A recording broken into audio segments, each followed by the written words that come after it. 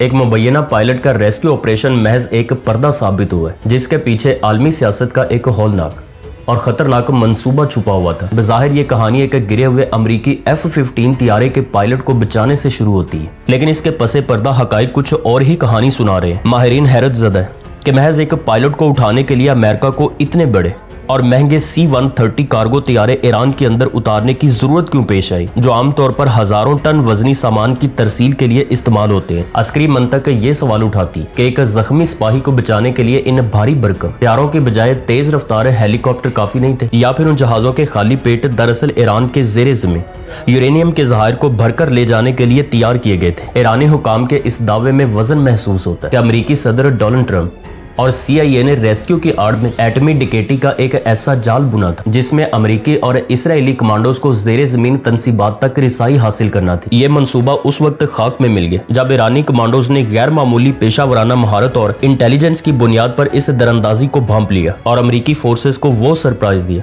جس کا انہوں نے خواب میں بھی نہیں سوچا ہوگا۔ اس خونریز جھڑپ کے نتیجے میں نہ صرف 2 قیمتی امریکی کارگو جہاز اور ہیلی کاپٹر ملبے کا ڈھیر بنے، بلکہ امریکی کمانڈوز کو اپنا مشن ادھورا چھوڑ کر پیچھے ہٹنا پڑا۔ واشنگٹن میں اس وقت کھلبلی مچی ہوئی کیونکہ کروڑوں ڈالر کے جنگی اثاثوں کی تباہی اور اپنے سپاہیوں کی پسپائی کو چھپانے کے لیے اب صرف پائلٹ کی سلامتی کا ڈھنڈورا پیٹا جا رہا ہے تاکہ عوامی سطح پر اس تظاہراتی شکست پر پردہ ڈالا جا سکے۔ اور حقیقت تو یہ ہے کہ اگر یہ منصوبہ کامیاب ہو جاتا ہے تو ڈونلڈ ٹرمپ آج دنیا کے سامنے ایک فاتح کی حیثیت سے کھڑے ہو کر ایرانی ایٹمی صلاحیت کو اپاہج کرنے کا اعلان کر رہے ہوتے، مگر اب وہ صرف پائلٹ کے زخموں کا ذکر کر کے اپنی حفظ مٹانے کی کوشش کر رہے ہیں۔ یہ واقعہ ثابت کرتا ہے کہ جدید دور کی جنگیں صرف ہتھیاروں سے نہیں بلکہ حکمت عملی کو ناکام بنانے سے جیتی جاتی ہیں، اور اس بار ایران نے ثابت قدمی دکھا کر عالمی طاقتوں کے ایٹمی خوابوں کو چکنا چور کر دیا، اور اب دنیا یہ جان چکی